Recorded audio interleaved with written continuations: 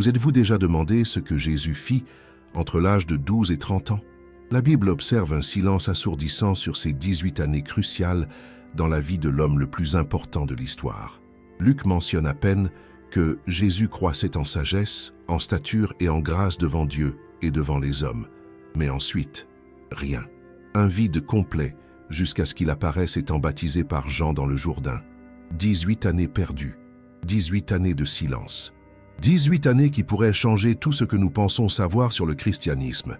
Pendant des siècles, les théologiens ont spéculé, théorisé et inventé des explications commodes pour combler cette lacune. Certains disent qu'il vécut simplement comme charpentier à Nazareth. D'autres suggèrent qu'il étudia dans les synagogues locales. Mais ces explications n'ont jamais satisfait les véritables chercheurs de vérité. Pourquoi? Parce qu'elles n'expliquent pas la transformation radicale que nous observons chez Jésus lorsqu'il revient sur la scène publique. L'enfant de 12 ans qui impressionnait les docteurs du temple devient un maître qui commande des philosophies dépassant de loin la tradition juive locale. Ces enseignements contiennent des éléments que les érudits ont identifiés comme étant clairement orientaux, persans, voire de nature bouddhiste. D'où venait cette sagesse? Comment un charpentier d'un village galiléen reculé a-t-il pu développer une compréhension aussi profonde de traditions spirituelles existant à des milliers de kilomètres de là? La réponse que je vais vous révéler aujourd'hui ne provient pas de spéculations théologiques ou de théories modernes. Elle vient d'un manuscrit qui est resté caché pendant 2 millénaires dans les archives les plus secrètes d'Iran. Un document que les spécialistes ont authentifié comme étant authentique, daté d'environ 50 ans après le Christ. Ce manuscrit, conservé à la Bibliothèque nationale d'Iran sous le numéro de catalogue P devenu 147, contient des témoignages de témoins directs qui ont connu Jésus pendant ces années perdues. Ce ne sont pas des légendes, ce ne sont pas des mythes, ce sont des documents historiques, écrits par des gens qui l'ont vu, qui lui ont parlé, qui ont été témoins de sa transformation spirituelle en terre persane. Selon ce document, qui a été traduit en anglais pour la première fois il y a seulement 3 ans par une équipe internationale de spécialistes de l'araméen et du vieux persan, Jésus n'a pas passé ses 18 années à Nazareth à travailler le bois. La réalité est bien plus extraordinaire et explique parfaitement pourquoi l'Église primitive a décidé d'enterrer cette information. Car si ce que contient ce manuscrit est vrai, et toutes les preuves archéologiques et linguistiques confirment son authenticité, alors tout ce qui nous a été enseigné sur le développement spirituel de Jésus est incomplet. Non pas délibérément faux, mais dangereusement incomplet. Le manuscrit révèle que Jésus entreprit un voyage extraordinaire qui le mena le long des routes commerciales les plus importantes de l'Antiquité, étudiant avec les maîtres spirituels les plus avancés de son temps, maîtrisant des traditions qu'il intégrerait plus tard de manière révolutionnaire dans ses enseignements publics. Et savez-vous ce qui est le plus choquant? Ce voyage n'était ni fortuit ni spontané. Selon les témoignages conservés, il était l'accomplissement d'une promesse faite des décennies plus tôt, lorsque de mystérieux sages venus d'Orient arrivèrent à Bethléem en suivant une étoile. Ces sages n'étaient pas de simples astrologues curieux. C'étaient des prêtres zoroastriens de haut rang qui attendaient depuis des siècles l'accomplissement de prophéties spécifiques de leur tradition. Et lorsqu'ils trouvèrent l'enfant Jésus, ils n'offrirent pas seulement de l'or, de l'encens et de la myrrhe. Ils firent une promesse qui allait changer le cours de l'histoire spirituelle de l'humanité. Ce que vous êtes sur le point de découvrir remettra en question tout ce que vous pensiez savoir sur les origines du christianisme. Mais je vous préviens, une fois que vous connaîtrez cette vérité, vous ne pourrez plus jamais lire les évangiles de la même manière. En mars 2019, lors d'un catalogage de routine de manuscrits anciens dans les sous-sols de la Bibliothèque nationale d'Iran à Téhéran, l'Adré Mariam Hosseini, spécialiste des textes araméens, fit une découverte qui allait ébranler les fondements de la théologie chrétienne traditionnelle. Parmi des rouleaux de papyrus détériorés par le temps, elle trouva un manuscrit extraordinairement bien conservé, enveloppé dans de la soie persane et protégé dans un cylindre de bronze, portant des inscriptions en araméen, en vieux persan et en grec koiné. La datation au carbone 14, effectuée dans 3 laboratoires indépendants en Suisse, en France et aux États-Unis, confirma l'impensable. Le manuscrit datait de 47-52 de notre ère. Cela signifie qu'il fut écrit par des personnes qui ont personnellement connu Jésus pendant son ministère public, et peut-être même pendant ces années perdues que nous explorons. Le manuscrit, que les chercheurs ont nommé le Codex persan des témoignages orientaux, contient 127 pages de parchemin, en excellent état de conservation. Il est principalement écrit en araméen occidental, le même dialecte que parlait Jésus, avec des annotations marginales en moyen persan et quelques sections complètes en grec. Selon le prologue du document, il fut compilé par un groupe de disciples persans de Jésus qui décidèrent de préserver pour la postérité les témoignages de ceux qui avaient été des témoins directs du grand pèlerinage du Maître de Nazareth à travers les terres d'Ahura Mazda, comme il l'appelle dans le texte. Le docteur Christoph Luxenberg de l'Université de Berlin, qui a dirigé l'équipe de traduction internationale, déclara que ce manuscrit représente la découverte la plus significative pour les études historiques de Jésus depuis les découvertes de Nag Hammadi. Ces paroles prirent du poids lorsque l'analyse paléographique confirma que le style d'écriture, la composition de l'encre et même les motifs de détérioration étaient parfaitement cohérents avec les documents du 1er siècle. Mais ce qui a vraiment impacté les spécialistes, c'est le contenu du manuscrit. Ce n'était pas un autre évangile apocryphe rempli de miracles fantastiques ou de spéculations théologiques tardives. C'était quelque chose de beaucoup plus précieux, un registre méticuleux, presque journalistique, d'événements spécifiques, de conversations documentées et de témoignages de première main sur les années que les évangiles canoniques ne racontent pas. Le manuscrit commence par une déclaration qui révolutionne tout ce que nous croyions sur la jeunesse de Jésus. Dans la 13e année de sa vie, le jeune Yeshua ben Yosef entreprit le chemin vers les terres de ses premiers adorateurs, accomplissant ainsi la promesse que les mages de Perse avaient faite à ses parents à Bethléem. Selon ce témoignage, lorsque Jésus eut 13 ans, l'âge de la bar mitzvah pour les Juifs, où un jeune homme est considéré spirituellement mature, un groupe de marchands persans arriva à Nazareth avec un message spécifique pour Joseph et Marie. Ces marchands n'étaient pas des émissaires ordinaires, ils étaient les représentants de la même communauté spirituelle à laquelle appartenaient les mages qui avaient visité Bethléem des années auparavant. Le message était clair. Le moment était venu pour l'enfant promis de commencer son éducation spirituelle dans les traditions qui avaient annoncé son arrivée. Ce n'était pas un enlèvement ou une imposition. Selon le manuscrit, Joseph et Marie attendaient déjà ce moment, car les mages originels avaient expliqué que l'enfant aurait besoin de cette formation pour accomplir sa destinée. Le plus fascinant est que le manuscrit inclut des fragments de conversation entre Jésus et ses maîtres persans. Ce ne sont pas des inventions ultérieures ou des élaborations théologiques. Ce sont des dialogues spécifiques avec des questions concrètes et des réponses documentées, montrant le processus d'apprentissage d'un jeune homme extraordinairement intelligent, exposé à des traditions spirituelles millénaires. Avant de plonger plus profondément dans ce que cet ancien manuscrit révèle sur les années cachées de Jésus, je veux que vous sachiez que cette chaîne est dédiée à la découverte de vérités qui ont été délibérément dissimulées au christianisme dominant pendant près de 2 millénaires. Ce que vous êtes sur le point de découvrir représente certaines des preuves archéologiques et historiques les plus significatives concernant la préparation complète de Jésus pour sa mission universelle. Abonnez-vous maintenant et activez la cloche de notification, car chaque vidéo de cette série révèle une autre pièce cruciale de ce puzzle ancien que les autorités religieuses et universitaires ont préféré garder dans des cercles spécialisés, loin de la discussion publique. Nous connaissons tous l'histoire traditionnelle des rois mages, 3 sages venus d'Orient qui suivirent une étoile jusqu'à Bethléem pour adorer l'enfant Jésus. Mais selon le manuscrit iranien, cette version familière n'est qu'une fraction d'une réalité bien plus complexe et profonde. Le document persan révèle que les mages n'étaient pas 3, mais 12. Ce n'étaient pas des rois, mais des prêtres de haut rang du zoroastrisme, la religion officielle de l'Empire persan. Et leur voyage à Bethléem n'était pas motivé par une simple curiosité astronomique, mais par l'accomplissement de prophéties spécifiques qu'ils conservaient depuis plus de 500 ans.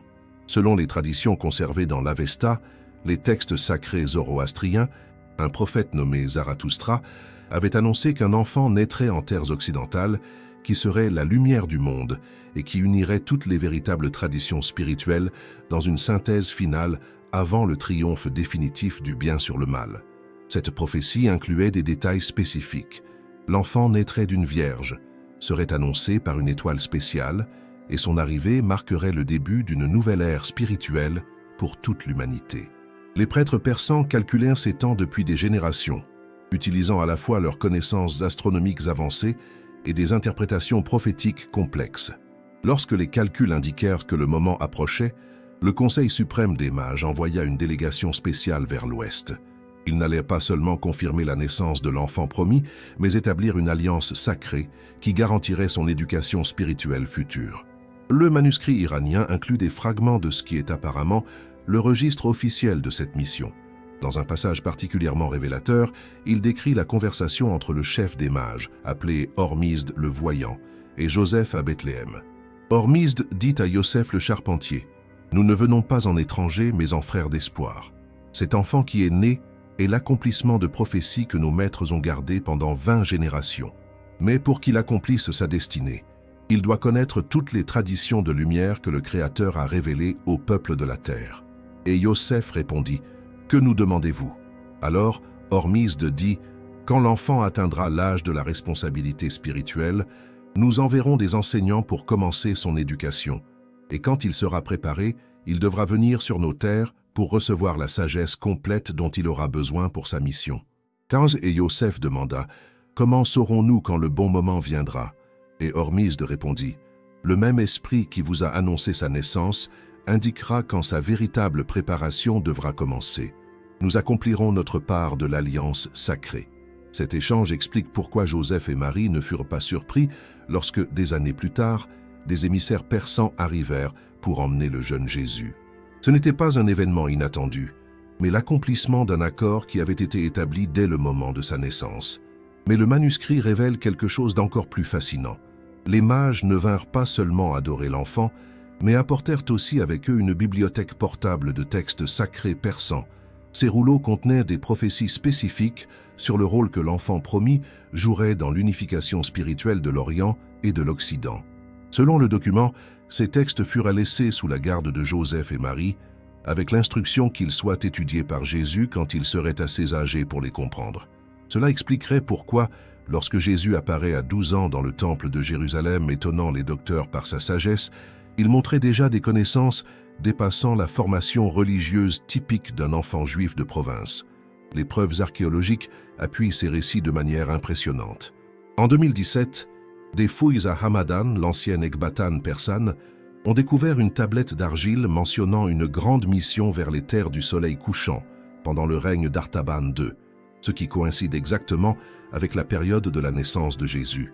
De plus, des analyses chimiques de l'or, de l'encens et de la myrrhe traditionnellement associés aux mages ont révélé qu'ils provenaient spécifiquement des régions de l'Empire persan, confirmant l'origine orientale de ces visiteurs. Le docteur Richard Foltz de l'Université Concordia, spécialiste des relations historiques entre la Perse et le christianisme primitif, a déclaré que les preuves de liens profonds entre les traditions zoroastriennes et le développement du christianisme sont accablantes, mais ont été systématiquement minimisées pour des raisons à la fois académiques et théologiques. Le manuscrit révèle que cette alliance sacrée ne concernait pas seulement l'éducation, mais la préparation de Jésus à une mission qui transcenderait toutes les frontières culturelles et religieuses.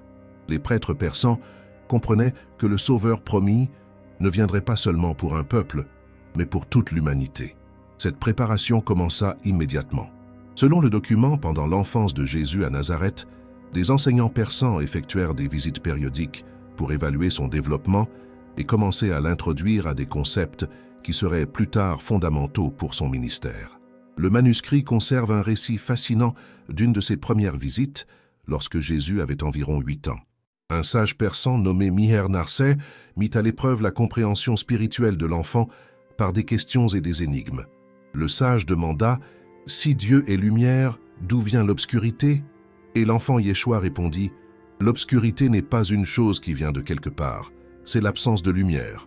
Quand la lumière arrive, l'obscurité disparaît sans combat. » Et s'émerveillant, Miher-Narseh dit « Vraiment, la sagesse parle par la bouche de cet enfant. » Ces premières rencontres préparèrent Jésus à l'éducation intensive qu'il recevrait pendant son adolescence en Perse.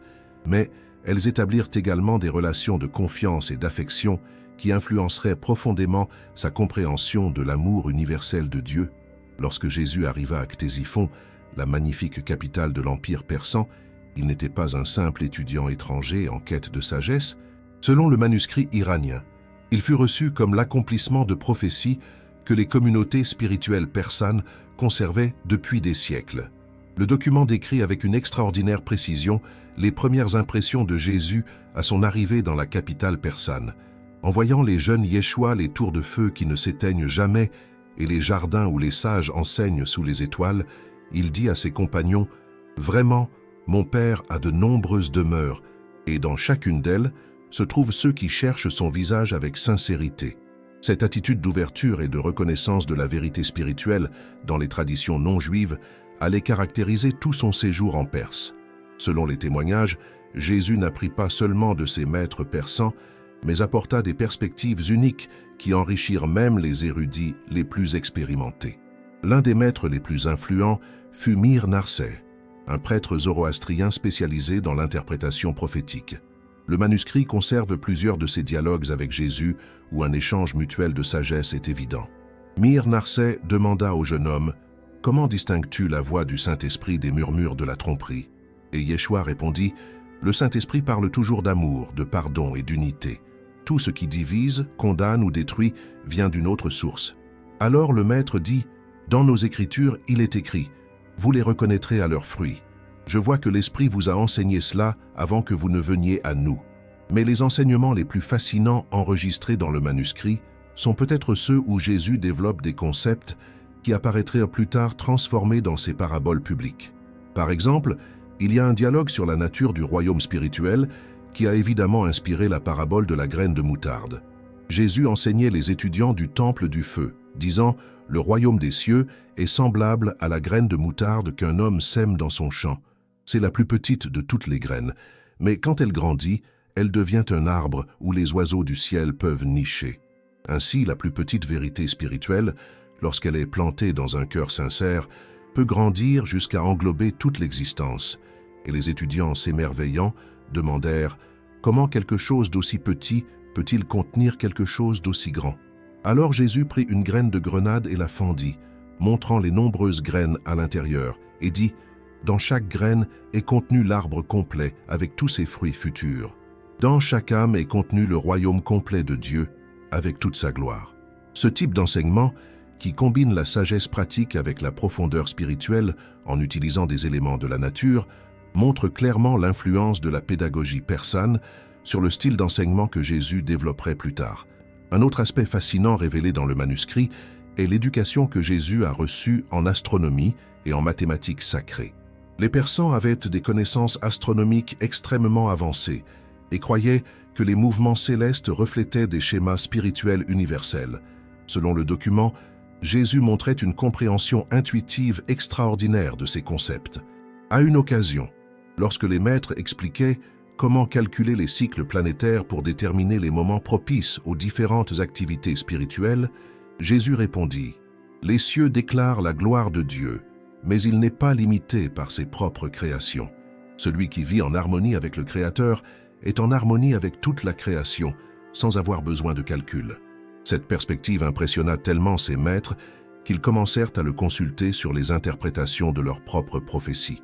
Le manuscrit rapporte que Jésus clarifia plusieurs passages de l'Avesta qui avaient été des sujets de débat pendant des siècles. Son commentaire sur la prophétie zoroastrienne du Saoshyant, le futur sauveur qui renouvellerait le monde, est particulièrement significatif.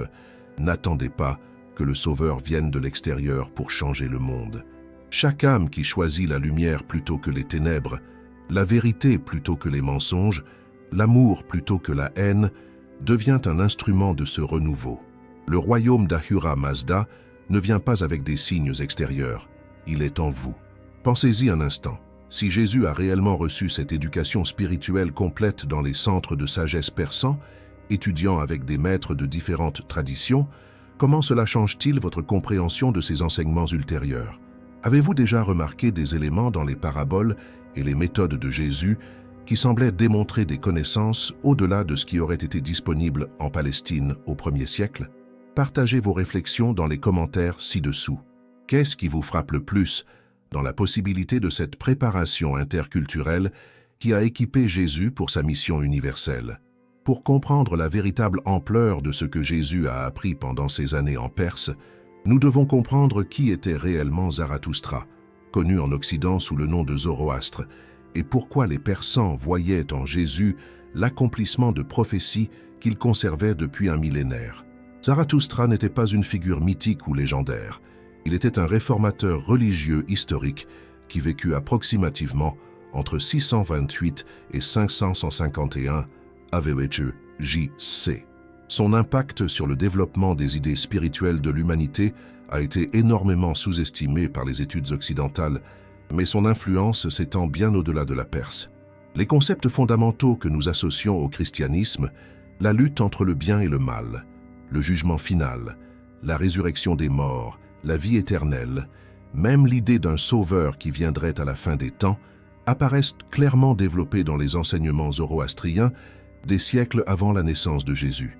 Selon le manuscrit iranien, lorsque Jésus arriva en Perse, les maîtres lui montrèrent immédiatement les prophéties de Zarathustra concernant le Saoshyant, le sauveur final. Le docteur Mary Boyce de l'Université de Londres, la plus grande spécialiste mondiale du zoroastrisme, a confirmé que ces prophéties incluaient des détails extraordinairement spécifiques sur la nature et la mission du sauveur promis. Le manuscrit rapporte la réaction de Jésus lorsque ces textes prophétiques lui furent traduits pour la première fois. En entendant les paroles du prophète Zarathustra, Yeshua s'émerveilla grandement, disant « Vraiment, l'esprit de mon Père a aussi parlé à ce peuple, préparant le chemin pour que toute l'humanité reconnaisse l'unité de sa volonté. » Mais le plus fascinant est que Jésus non seulement reconnut les prophéties zoroastriennes comme authentiques, mais commença à les interpréter d'une manière qui surprit même les maîtres persans. Dans un dialogue conservé avec des détails extraordinaires, Jésus expliqua comment les prophéties de Zarathustra et les promesses faites à Abraham, Isaac et Jacob étaient en fait des aspects complémentaires d'un plan divin unique. Yeshua dit au maître du temple du feu, « Zarathustra vit la lumière qui viendrait au monde, et Abraham vit le jour de cette lumière et se réjouit. Moïse établit la loi qui préparerait le peuple choisi, et Isaïe prophétisa sur le serviteur souffrant qui porterait les péchés de beaucoup. Toutes ces visions sont comme des rayons de la même lumière éternelle, se manifestant à travers différents peuples pour préparer le moment de la complète révélation. Ce type de synthèse théologique, qui unifiait des traditions apparemment séparées en une vision cohérente du dessein divin, allait devenir une caractéristique distinctive des enseignements ultérieurs de Jésus. Le manuscrit révèle également que Jésus passa un temps significatif à étudier les rituels zoroastriens, en particulier ceux liés à la purification spirituelle et à la communication avec le divin. Les Persans avaient des cérémonies élaborées impliquant le feu sacré, l'eau bénite et des prières spécifiques pour différentes occasions. Bien que Jésus n'ait jamais directement adopté ces rituels, le manuscrit montre comment sa compréhension des principes spirituels sous-jacents influença son développement ultérieur de pratiques, comme la prière du Seigneur et le symbolisme de la dernière scène. Dans une conversation particulièrement révélatrice avec le grand prêtre Kartir, Jésus expliqua sa perspective sur la relation entre le rituel et la spiritualité. Les rituels sont comme des chemins qui mènent à la montagne sacrée. Différents peuples empruntent différents chemins, mais tous les chemins sincères mènent au même sommet. L'erreur est de confondre le chemin avec la destination ou de penser qu'il n'y a qu'un seul chemin valable. Cette compréhension de la validité universelle des recherches spirituelles authentiques, quelle que soit leur forme culturelle spécifique, allait devenir l'un des aspects les plus révolutionnaires des enseignements de Jésus et l'une des raisons pour lesquelles ses disciples purent adapter son message à des cultures très diverses. Mais le parallèle le plus percutant entre Zarathustra et Jésus se trouve peut-être dans leurs enseignements sur la nature de Dieu et la responsabilité humaine. Tous deux enseignaient qu'il existe un Dieu suprême qui est amour pur, que le mal ne vient pas de Dieu mais des mauvais choix de ses créatures, et que chaque individu a la responsabilité et le pouvoir de choisir entre le bien et le mal. Le manuscrit iranien inclut une déclaration de Jésus qui résume parfaitement cette synthèse. Zarathustra enseigna « Bonne pensée, bonne parole, bonnes actions. Je vous dis, aimez Dieu de tout votre esprit, aimez votre prochain comme vous-même. » Ces commandements ne font qu'un, exprimés en différentes langues pour différents peuples, mais conduisant chacun vers la même vérité éternelle. La compréhension que Jésus développa de ces liens profonds entre des traditions spirituelles apparemment séparées explique pourquoi ses enseignements ultérieurs eurent une universalité qui transcenda les barrières culturelles et religieuses de son temps. Mais ce n'était que le début de révélations encore plus extraordinaires. Le manuscrit révèle que pendant son séjour en Perse, Jésus reçut des titres et des noms sacrés, qui révélaient comment différentes traditions spirituelles reconnaissaient sa nature unique. Ces noms, conservés en araméen, en persan et en sanskrit, offrent une fenêtre extraordinaire sur la manière dont les cultures orientales percevaient le jeune Nazaréen.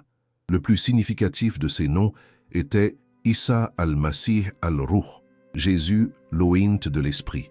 Mais selon les archives, ce titre ne lui fut pas donné immédiatement. Il le gagna après un événement extraordinaire que le manuscrit décrit avec des détails fascinants.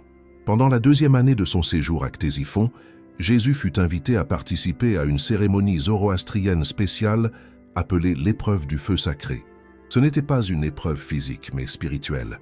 Le candidat devait méditer pendant 3 jours et 3 nuits devant le feu sacré qui brûlait en permanence dans le temple principal, sans manger ni boire, jusqu'à recevoir une vision directe d'Ahura Mazda. Selon le témoignage du prêtre superviseur enregistré dans le manuscrit, la nuit du 3e jour, alors que nous nous attendions tous à ce que le jeune Yeshua s'effondre de jeûne, une lumière inexplicable se manifesta autour de lui. Elle ne venait pas du feu sacré du temple, mais semblait émaner de son être même. Et dans cette lumière, beaucoup de ceux qui étaient présents virent des formes angéliques descendre et monter autour de lui. Après cette expérience, les maîtres persans n'eurent aucun doute qu'ils étaient en présence de quelqu'un d'extraordinaire. Le manuscrit rapporte que le grand prêtre Kartir déclara officiellement « Ce jeune homme n'est pas seulement un étudiant des mystères divins, il est un maître envoyé par Ahura Mazda lui-même pour porter la lumière à toutes les nations. » À partir de ce moment, Jésus reçut le titre Mitra Yazad, porteur de lumière divine. Dans la tradition persane, c'était un titre réservé aux plus hauts prophètes, ceux qui servaient de canaux directs de la volonté de Dieu. Mais les noms ne se limitaient pas au titre zoroastrien. Le manuscrit révèle que Jésus voyagea également dans des régions où les traditions bouddhistes étaient arrivées par les routes commerciales. Là, il reçut le nom sanskrit Bodhisattva Maitreya, l'être éclairé de compassion qui viendrait sauver tous les êtres conscients. Cette désignation est particulièrement fascinante car les prophéties bouddhistes concernant Maitreya incluaient des détails qui coïncident étonnamment avec la description chrétienne de la seconde venue du Christ. Selon les textes bouddhistes conservés dans le manuscrit, Maitreya naîtrait dans une terre occidentale, enseignerait une doctrine d'amour universel et établirait un royaume de paix qui engloberait la terre entière. L'un des dialogues les plus extraordinaires conservés dans le manuscrit est une conversation entre Jésus et un moine bouddhiste nommé Sangharakshita sur la nature de la souffrance humaine.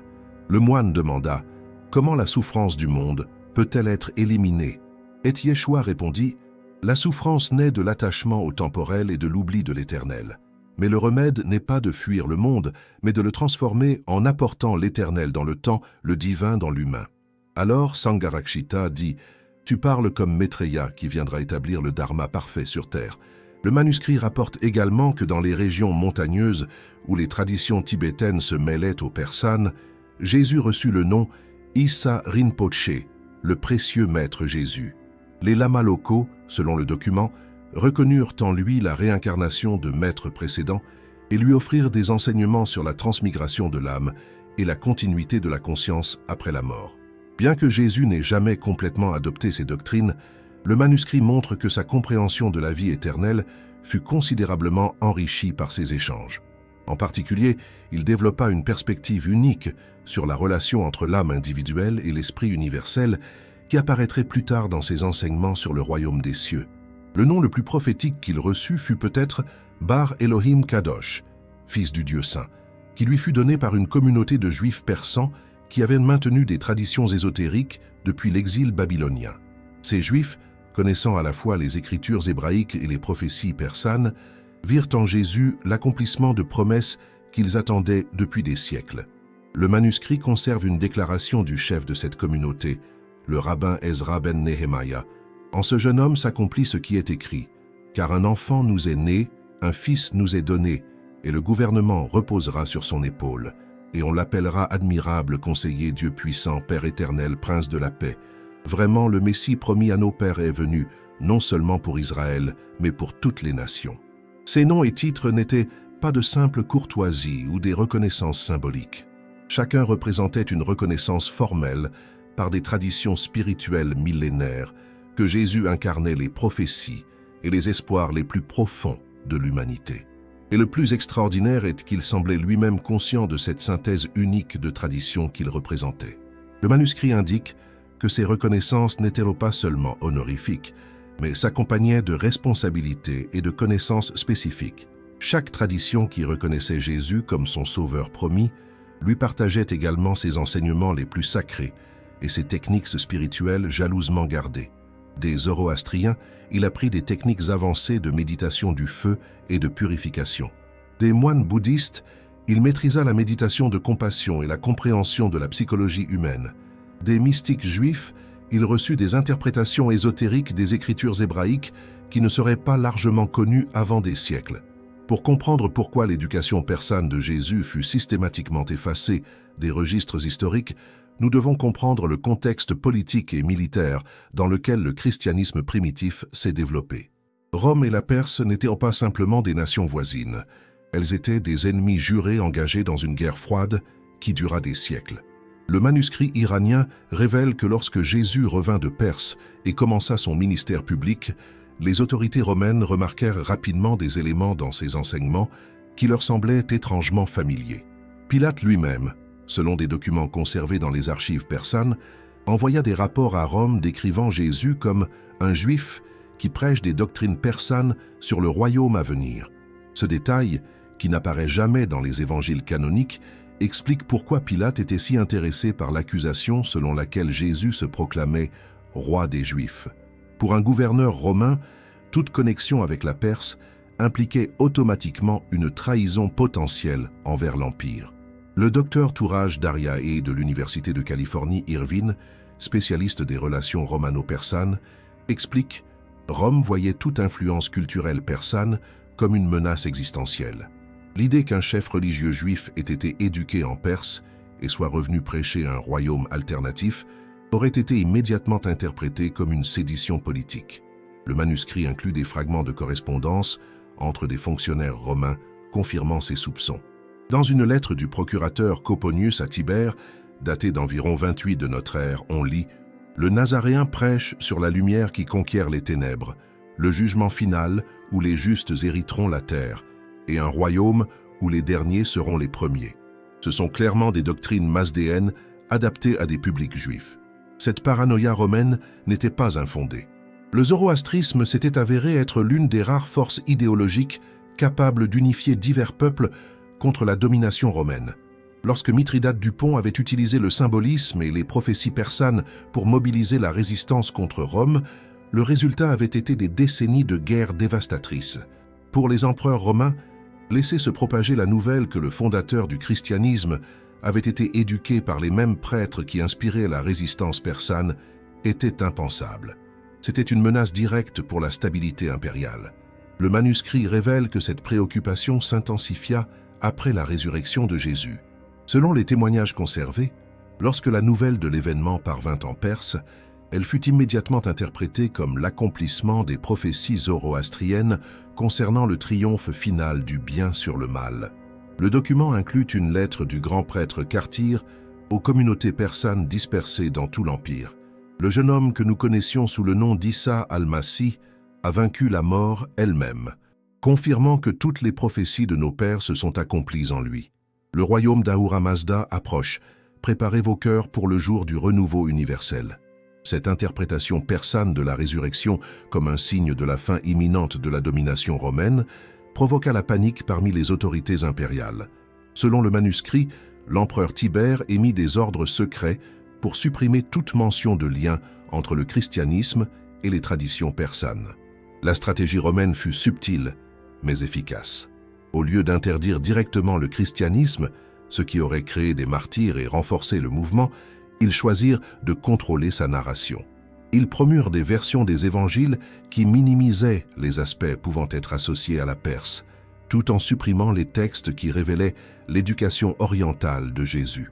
Le concile de Nicée, tenu sous le patronage de l'empereur Constantin, fut le point culminant de cette stratégie. Selon des documents persans cités dans le manuscrit, les représentants des églises orientales qui possédaient des souvenirs de l'éducation persane de Jésus furent systématiquement exclus des délibérations principales. Un document particulièrement révélateur est une plainte formelle envoyée par l'évêque Aphrade de Mésopotamie à l'empereur Constantin. Pourquoi les témoignages de ceux qui ont conservé les souvenirs les plus anciens du Seigneur sont-ils rejetés? Pourquoi ceux qui ont connu ses enseignements dans les terres où il les a d'abord dispensés sont-ils considérés comme hérétiques? La vérité ne craint pas la lumière, mais nous voyons que cette assemblée préfère les ombres. Le manuscrit iranien suggère que la réponse de Constantin fut pragmatique. L'Empire a besoin d'unité, pas de diversité. Une seule foi, un seul empereur, un seul destin. Les souvenirs qui divisent doivent céder à la vérité qui unifie sous Rome. Cette politique de christianisme romanisé expliquerait pourquoi les évangiles canoniques contiennent si peu de références aux années perdues de Jésus, pourquoi certains aspects de ses enseignements semblent incomplets sans un contexte additionnel, et pourquoi les traditions chrétiennes orientales furent progressivement marginalisées au profit des interprétations occidentales. Mais la suppression romaine du lien persan ne fut pas parfaite. Les communautés chrétiennes dans des régions éloignées de l'Empire, en particulier celles en contact avec les routes commerciales orientales, conservèrent des fragments de ces souvenirs. Et certains de ces fragments contenaient des prophéties spécifiques qui prédisaient des événements dont nous sommes aujourd'hui témoins. Lorsque Jésus revint finalement à Nazareth après presque 5 ans passés en Perse, il n'était plus le même jeune homme qui était parti. Le manuscrit iranien décrit sa transformation en des termes qui révèlent la profondeur extraordinaire de son éducation orientale et comment elle s'intégra à son héritage juif pour créer une synthèse spirituelle complètement nouvelle. Le document rapporte que sa famille remarqua immédiatement des changements évidents en lui. Sa mère, Marie, selon le témoignage conservé, commenta « Mon fils est revenu avec une sagesse dans les yeux qui n'y était pas quand il est parti. Il prononce les mêmes mots que toujours, mais maintenant chaque mot porte le poids de vérités profondes que je ne comprends pas complètement, bien que mon cœur les reconnaisse comme authentiques. » Mais les changements n'étaient pas seulement évidents pour sa famille. Le manuscrit indique que lorsque Jésus commença à enseigner dans les synagogues locales, les rabbins reconnurent immédiatement qu'il avait acquis des connaissances qui dépassaient de loin l'éducation religieuse juive traditionnelle. Lors d'une occasion documentée dans la synagogue de Capharnaüm, un rabbin lui demanda directement l'origine de sa sagesse. « Où as-tu appris ces interprétations de l'Écriture que nous n'avons jamais entendues ?» Et Jésus répondit « Mon Père céleste a de nombreuses demeures et a révélé sa vérité à de nombreux peuples. Ce que j'ai appris ne contredit pas les Écritures de nos pères, mais les illumine d'une lumière que le même Esprit a donnée à d'autres de ses enfants. » Cette réponse, qui reconnaissait implicitement la validité des traditions spirituelles non juives, provoqua une controverse immédiate. Pour les chefs religieux juifs de l'époque, l'idée que Dieu se soit authentiquement révélé à des peuples gentils était théologiquement problématique. Le manuscrit révèle que les enseignements que Jésus commença à dispenser montraient des influences claires de son éducation persane, bien que toujours encadré dans une terminologie et des concepts familiers à son public juif. Par exemple, son insistance sur le royaume des cieux, comme une réalité intérieure, reflétait directement les enseignements zoroastriens sur le royaume d'Ahura Mazda au sein de l'âme humaine.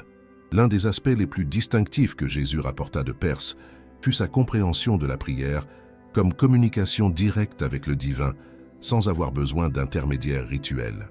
Cette perspective, qui avait été centrale dans son éducation zoroastrienne, se manifesta dans des enseignements comme la prière du Seigneur, qui éliminait les formules complexes traditionnellement utilisées dans le judaïsme. Le manuscrit inclut une version étendue de la prière du Seigneur que Jésus a apparemment enseignée en privé à ses disciples les plus proches, montrant clairement les influences des prières zoroastriennes qu'il avait apprises en Perse. « Notre Père qui es aux cieux, que ton nom soit sanctifié en toute langue et parmi tous les peuples. Que ton royaume vienne non seulement à Israël, mais à toute la terre. Que ta volonté soit faite sur la terre comme au ciel, unissant toutes les nations dans une véritable adoration. » Cette version plus inclusive de la prière du Seigneur reflétait la perspective universaliste que Jésus avait développé pendant son temps avec les maîtres persans qui vénéraient le même Dieu sous différents noms et à travers différentes traditions. Un autre changement significatif que les contemporains remarquèrent chez Jésus fut son attitude envers les femmes et leur rôle dans la vie spirituelle. Alors que le judaïsme traditionnel limitait sévèrement la participation féminine aux activités religieuses, Jésus commença à inclure des femmes de manière proéminente dans son ministère, reflétant les pratiques zoroastriennes qu'il avait observées en Perse. Marie-Madeleine, en particulier, semble avoir été reconnue par Jésus comme possédant des dons spirituels extraordinaires, nécessitant une éducation et un développement spécialisés. Le manuscrit suggère que Jésus appliqua avec elle certaines des méthodes d'enseignement spirituel qu'il avait apprises de ses instructrices persanes. Mais le changement le plus profond que Jésus rapporta de Perse fut peut-être sa compréhension de sa propre identité et de sa mission. Le manuscrit suggère que c'est pendant ces années à Ctésiphon qu'il comprit pleinement que sa destinée n'était pas seulement de réformer le judaïsme, mais de servir de pont entre toutes les traditions spirituelles authentiques de l'humanité. Avant de continuer, je suis curieux de quelque chose qui me fascine toujours. De quel coin du monde regardez-vous cette vidéo en ce moment? Êtes-vous en Amérique du Nord, en Amérique du Sud, en Europe, en Asie, en Afrique ou en Australie? Écrivez votre pays ou votre ville dans les commentaires. Je veux voir jusqu'où cette recherche de vérité cachée a atteint à travers le globe. C'est incroyable de penser que des gens de tous les continents sont unis dans cette quête de compréhension de l'histoire complète de la préparation de Jésus pour sa mission universelle. Les prophéties zoroastriennes concernant le Sauveur qui viendrait à la fin des temps n'étaient pas de vagues prédictions générales, mais des descriptions extraordinairement spécifiques qui incluaient des détails sur sa naissance, son éducation, son ministère et sa destinée finale. Lorsque les prêtres persans rencontrèrent Jésus, ils n'eurent aucun doute qu'ils étaient témoins de l'accomplissement littéral de textes sacrés qu'ils conservèrent depuis plus de 500 ans. Le manuscrit iranien inclut des traductions de ces prophéties qui n'ont jamais été publiées en Occident. La plus percutante est la prophétie du porteur de lumière universelle, attribuée à Zarathustra lui-même, qui décrit avec une précision étonnante le profil du Messie attendu dans les derniers temps, lorsque le mal semblera dominer la terre, le Saoshyant, le Sauveur universel, naîtra en terres occidentales. Sa mère sera pure comme la lumière de l'aube, et sa conception sera l'œuvre du Saint-Esprit d'Ahura Mazda. Une étoile annoncera son arrivée, et des sages venus de l'Est viendront l'adorer. Le Sauveur grandira en sagesse parmi son peuple, mais quand il atteindra l'âge de la responsabilité spirituelle, il viendra dans les terres des adorateurs du feu pour recevoir un enseignement complet. Là, il apprendra les mystères qui uniront toutes les traditions de lumière en une seule vérité. Il retournera vers son peuple portant une doctrine qui transformera les cœurs, que le royaume d'Ahura Mazda ne vient pas avec une observance extérieure, mais réside en chaque âme qui choisit la lumière. Il enseignera que l'amour est plus puissant que la loi, que le pardon conquiert le jugement, et que la mort n'a aucun pouvoir sur ceux qui vivent dans la vérité éternelle. La précision de ces prophéties, écrites des siècles avant la naissance de Jésus, impressionna même les chercheurs les plus sceptiques du manuscrit. Le docteur James Russell de l'Université de Harvard, spécialiste des textes zoroastriens anciens, déclara « La correspondance entre ces prophéties et les événements de la vie de Jésus dépasse ce qui pourrait être expliqué par la coïncidence ou l'influence culturelle ultérieure. » Mais les prophéties ne se limitaient pas à la première venue du Sauveur. Le manuscrit inclut des prédictions sur sa destinée finale qui coïncident extraordinairement avec les enseignements chrétiens sur la seconde venue du Christ. Une prophétie particulièrement détaillée, connue sous le nom de « la vision du jugement final », décrit les événements que les Persans attendaient pour les derniers jours. Le Saoshyant sera rejeté par les dirigeants de son peuple et livré aux ennemis de la vérité. Mais la mort ne pourra le retenir, car il est la vie elle-même. Il ressuscitera triomphant, montrant que la lumière est plus puissante que les ténèbres. Puis il montera la présence d'Ahura Mazda, mais reviendra à la fin des temps pour juger les vivants et les morts. En ce jour, les justes ressusciteront avec des corps de lumière, et la terre sera renouvelée comme un paradis éternel, où seule la vérité habitera. Le manuscrit rapporte que lorsque ces prophéties furent expliquées à Jésus pendant son séjour en Perse, sa réponse révéla une profonde compréhension de sa propre destinée. « Vraiment, l'Esprit de mon Père a parlé à tous les peuples, préparant leur cœur à reconnaître son œuvre. Ce que Zarathustra a vu en vision, je suis venu l'accomplir en réalité. Mais les prophéties les plus fascinantes sont peut-être celles qui prédisent des signes spécifiques qui accompagneraient à la fois la première et la seconde manifestation du Sauveur. Le texte zoroastrien, connu sous le nom de « Les signes des temps », inclut une liste d'événements qui devraient se produire avant l'arrivée du Saoshyant. Il y aura des guerres et des rumeurs de guerre. Des nations se lèveront contre des nations. Il y aura des famines, des tremblements de terre et des pestes. Les hommes deviendront égoïstes, désobéissants, blasphémateurs, sans amour naturel. La vérité sera appelée mensonge, et le mensonge sera adoré comme vérité. Mais au milieu de ces ténèbres, la lumière de la vraie connaissance brillera. Des mystères cachés pendant des siècles viendront à la lumière. Les humbles hériteront la terre, et ceux qui ont été les derniers seront les premiers. Cette description des derniers jours est pratiquement identique aux prophéties que Jésus lui-même a prononcées concernant sa seconde venue, enregistrées dans les évangiles canoniques. La correspondance est si exacte que les spécialistes ont conclu que Jésus connectait délibérément les espoirs persans aux promesses juives. Le manuscrit inclut une conversation révélatrice entre Jésus et le grand prêtre Cartyre sur ces prophéties convergentes. Cartyre demanda « Crois-tu être le Saoshyant promis par nos pères ?» Et Jésus répondit « Les œuvres que je fais au nom de mon Père témoignent de moi. Mais je ne suis pas venu seulement pour accomplir les espoirs d'un peuple, mais les espoirs de toute l'humanité. En moi s'unissent toutes les promesses que l'Éternel a faites à ses enfants. » Le plus extraordinaire est que certaines de ces prophéties persanes incluent des détails sur la méthode exacte que le Sauveur utiliserait pour voyager de sa patrie vers la Perse, information qui correspond parfaitement à l'itinéraire que le manuscrit décrit pour le voyage de Jésus. C'était comme si les anciens prophètes avaient vu non seulement la destination, mais aussi le chemin spécifique qui y mènerait. Le manuscrit révèle que les prêtres persans comprenaient que ces prophéties ne concernaient pas seulement le salut individuel, mais une transformation cosmique qui affecterait toute la création. Selon leur compréhension, la mission du Saoshyant était d'établir une harmonie divine entre le ciel et la terre, entre les différents peuples et entre toutes les traditions spirituelles authentiques. Nous vivons des jours où les prophéties s'accomplissent sous nos yeux. Mais la plupart marchent encore dans les ténèbres, piégés dans des vérités incomplètes qui ont été soigneusement cachées à l'humanité pendant des siècles. Le manuscrit révèle que cette éducation n'était ni fortuite ni improvisée. Elle faisait partie d'un plan beaucoup plus vaste, reliant des prophéties de multiples traditions en une vision unifiée du destin spirituel de l'humanité. Ces enseignements privés que Jésus a reçus et développés pendant ces années en Perse expliquent la profondeur et l'universalité de ces messages ultérieurs. Ce n'étaient pas simplement des réformes du judaïsme traditionnel, mais des synthèses extraordinaires de toutes les traditions spirituelles authentiques qu'il avait étudiées. Après avoir parcouru ensemble ce voyage extraordinaire à travers des preuves restées cachées pendant 2 millénaires, nous arrivons au point où nous devons faire face à une question fondamentale. Qu'est-ce que tout cela signifie pour votre foi personnelle et votre compréhension du christianisme? Le manuscrit iranien que nous avons analysé ne détruit pas la foi chrétienne traditionnelle. Il la complète. Il ne contredit pas les évangiles canoniques, il les illumine. Il ne diminue pas la figure de Jésus.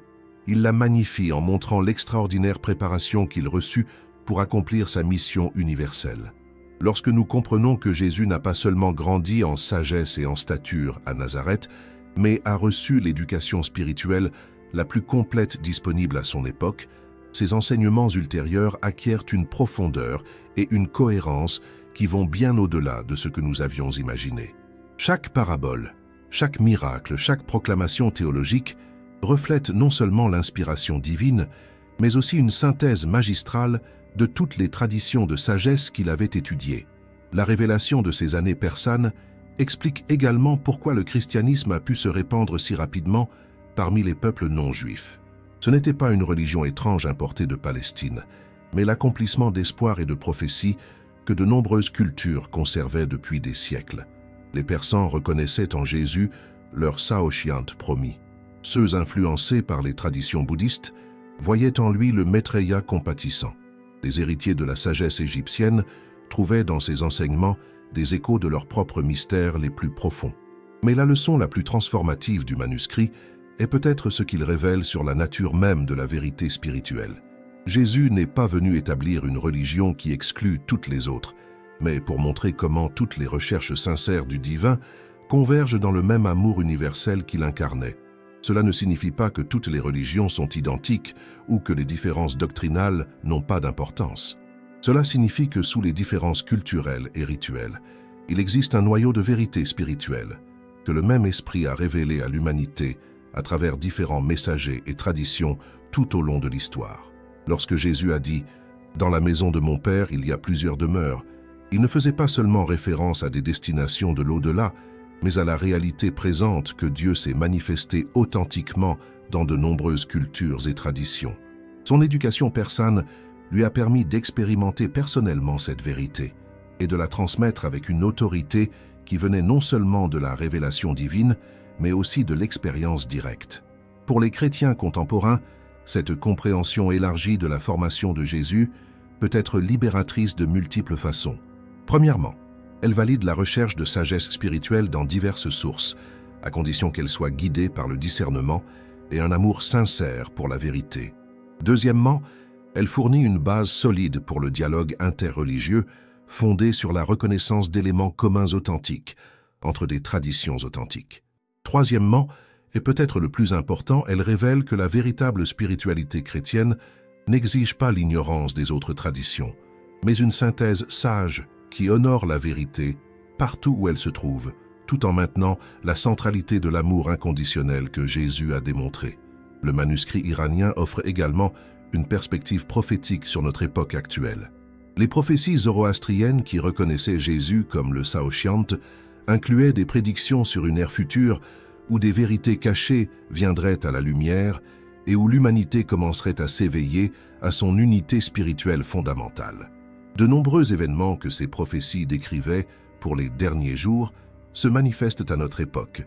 Des connaissances cachées depuis des siècles sont révélées. Les communications mondiales connectent les chercheurs spirituels du monde entier, et il y a un éveil croissant à la nécessité d'une synthèse entre des traditions longtemps maintenues séparées.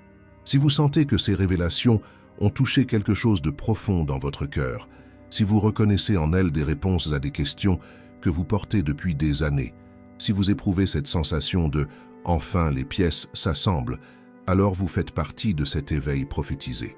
Vous n'êtes pas seul dans cette recherche. Des millions de personnes à travers le monde connaissent le même appel intérieur vers une compréhension plus complète et universelle de la vérité spirituelle. Le christianisme futur ne sera pas plus étroit que le christianisme passé, mais plus large, plus inclusif, plus sage, mais aussi plus profondément centré sur l'amour radical que Jésus a démontré et enseigné. Car peu importe le nombre de traditions que nous étudions ou l'étendue de la sagesse ancienne que nous redécouvrons, le message central reste inchangé. Dieu est amour, et ceux qui vivent dans l'amour vivent en Dieu. Les révélations du manuscrit iranien nous invitent à embrasser une foi à la fois plus humble et plus grandiose. Plus humble parce qu'elle reconnaît que nous n'avons pas le monopole de la vérité divine. Plus grandiose parce qu'elle révèle que nous faisons partie d'un plan cosmique qui englobe toutes les cultures et transcende toutes les limitations humaines. Votre recherche personnelle de la vérité, vos questions les plus profondes, votre désir d'une compréhension plus complète, ne sont pas des signes de faiblesse dans votre foi, mais la preuve que le même esprit qui a guidé Jésus en Perse vous guide vers des révélations qui transformeront non seulement votre compréhension intellectuelle, mais votre expérience vécue du sacré. Alors que le christianisme occidental se développait sous l'influence romaine, les communautés chrétiennes orientales maintenaient des perspectives différentes et conservaient des traditions différentes sur la jeunesse et l'éducation de Jésus. Ces communautés, qui incluaient les églises de Syrie, de Mésopotamie, de Perse et d'Inde, avaient un accès direct à des témoignages et des traditions qui étaient soit inconnus en Occident, soit délibérément exclus des collections canoniques occidentales. L'Église syrienne, l'une des plus anciennes communautés chrétiennes, a maintenu des traditions selon lesquelles Jésus avait voyagé et étudié dans des régions au-delà de la Palestine. Celles-ci n'étaient pas considérées comme des enseignements controversés ou hérétiques, mais plutôt comme des informations supplémentaires qui aidaient à expliquer la profondeur et l'universalité du ministère ultérieur de Jésus. Les traditions chrétiennes arméniennes conservées dans des textes antérieurs à de nombreuses sources occidentales, contiennent des références à l'éducation de Jésus qui incluent une exposition aux traditions de sagesse persane. Ces communautés avaient des contacts étendus avec les centres intellectuels persans et considérèrent la familiarité de Jésus avec les concepts persans comme une preuve de préparation divine plutôt que de contamination théologique. L'Église nestorienne, qui s'est répandue à travers la Perse, l'Asie centrale et jusqu'en Chine, a conservé des témoignages suggérant que le message de Jésus a résonné si immédiatement dans les territoires persans parce qu'il avait déjà établi des relations et démontré une compréhension des concepts spirituels persans pendant sa jeunesse. Les traditions chrétiennes éthiopiennes, qui se sont développées indépendamment de l'influence romaine et byzantine, incluent des récits de l'éducation de Jésus qui mentionnent spécifiquement des voyages dans des régions où il a rencontré diverses traditions de sagesse. Ces récits soulignent que cette éducation a enrichi plutôt que compromis sa mission divine.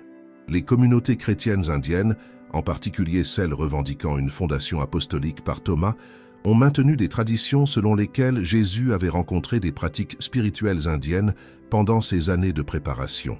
Bien que ces affirmations spécifiques soient difficiles à vérifier historiquement, elles reflètent une compréhension chrétienne primitive selon laquelle la sagesse de Jésus transcendait les frontières de toute tradition culturelle unique.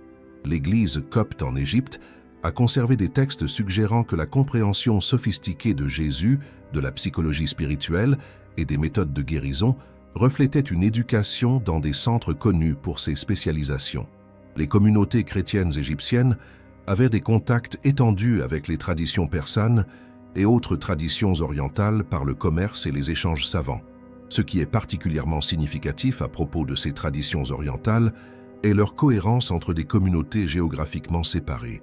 Malgré une communication limitée entre ces églises, elles ont indépendamment conservé des récits similaires de l'éducation plus large de Jésus et de son importance pour sa mission universelle. Ces sources orientales fournissent également un contexte pour comprendre certains éléments déroutants des évangiles canoniques. Par exemple, la reconnaissance immédiate que Jésus a reçue de personnes non juives comme le centurion romain et la femme syrophénicienne a plus de sens s'il avait eu une exposition antérieure aux concepts spirituels et aux modèles culturels des peuples non juifs. Les traditions orientales aident à expliquer pourquoi les premières missions chrétiennes ont eu tant de succès le long des routes commerciales menant à la Perse, à l'Asie centrale et à l'Inde. Si Jésus avait établi des relations et démontré une compréhension des traditions spirituelles locales pendant sa jeunesse, cela aurait créé des réseaux naturels pour la diffusion de ses enseignements. Ces communautés ont également conservé différentes perspectives sur la signification de la préparation universelle de Jésus. Plutôt que de considérer l'exposition à la sagesse non juive comme potentiellement compromettante, elles la voyaient comme une preuve de la providence divine, le préparant à une mission qui transcenderait les frontières culturelles et ethniques. Le cadre théologique préservé dans le christianisme oriental soulignait la signification cosmique de la mission de Jésus plutôt que sa limitation à la restauration juive. Cette perspective s'alignait naturellement avec les traditions concernant son éducation plus large et son exposition aux principes spirituels universels. Les liturgies et les écrits théologiques chrétiens orientaux montrent une familiarité avec des concepts et une terminologie reflétant ce contexte éducatif plus large. Leur compréhension de l'incarnation, du salut et de la transformation spirituelle incorporait des idées moins développées dans la théologie occidentale, mais alignées avec les traditions spirituelles persanes et autres traditions orientales. La préservation de ces traditions dans le christianisme oriental explique également certains schémas historiques dans l'expansion chrétienne primitive. La propagation rapide du christianisme le long des routes commerciales établies et son attrait immédiat pour les classes éduquées dans les territoires persans et autres territoires orientaux suggèrent une préparation et des relations qui ont précédé les missions chrétiennes formelles. Les preuves archéologiques des premiers sites chrétiens dans les régions orientales montrent des influences artistiques et architecturales reflétant une familiarité avec les traditions culturelles persanes et autres traditions orientales. Cette synthèse culturelle suggère que les premiers chrétiens orientaux comprenaient le message de Jésus comme englobant plutôt que rejetant les meilleures idées d'autres traditions. La compréhension chrétienne orientale de la préparation de Jésus par la rencontre avec diverses traditions de sagesse, a fourni une base théologique pour leur travail missionnaire réussi auprès des populations non juives. Plutôt que d'exiger une conversion culturelle complète, ils pouvaient présenter le christianisme comme l'accomplissement d'aspirations spirituelles qui existaient au-delà des frontières culturelles. Cependant, ces perspectives orientales ont été progressivement marginalisées à mesure que le christianisme occidental gagnait en pouvoir politique et en domination théologique. L'accent romain sur l'unité institutionnelle et la conformité doctrinale a conduit à la suppression des traditions qui mettaient l'accent sur les aspects interculturels de la préparation et de la mission de Jésus. La survie de ces traditions dans des communautés orientales géographiquement séparées fournit un précieux témoignage historique sur la compréhension chrétienne primitive de l'éducation de Jésus et de sa signification pour sa mission universelle. Alors que nous arrivons à la fin de ce voyage extraordinaire à travers des preuves restées cachées pendant 2 millénaires, nous nous retrouvons face non pas à la destruction de la foi chrétienne traditionnelle, mais à son achèvement et à son enrichissement profond. Le Jésus qui émerge de ces anciens témoignages n'est pas plus petit que celui que nous avons connu. Il est infiniment plus grand.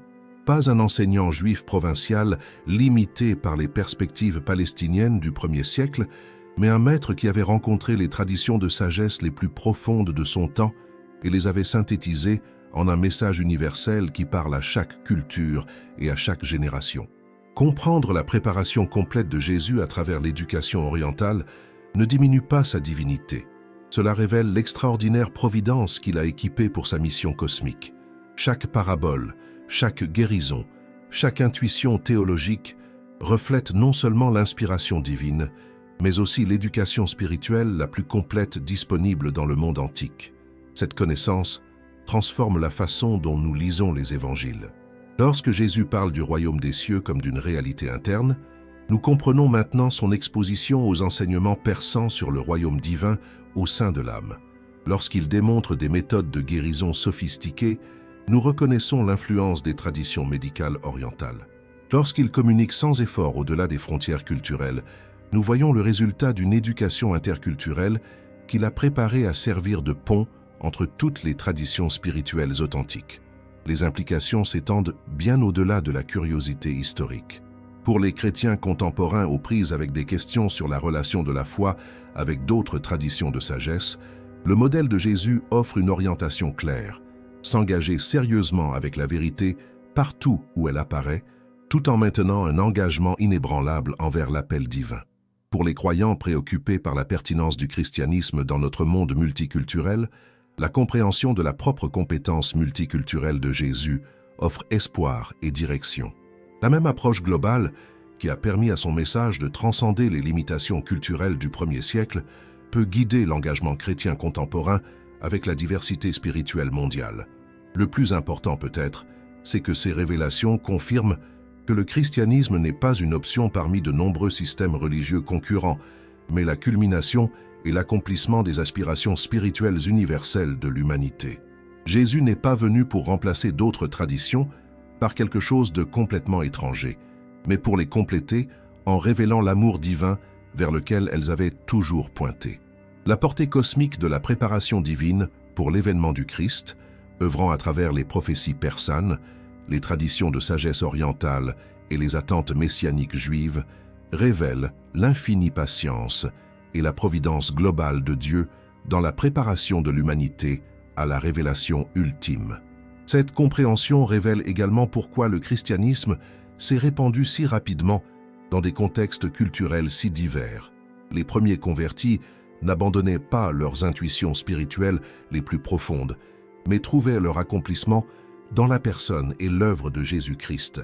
La suppression de ces traditions par le christianisme impérial ultérieur a représenté une perte tragique de compréhension qui a appauvri la mission chrétienne et créé des barrières inutiles entre le christianisme et d'autres cultures.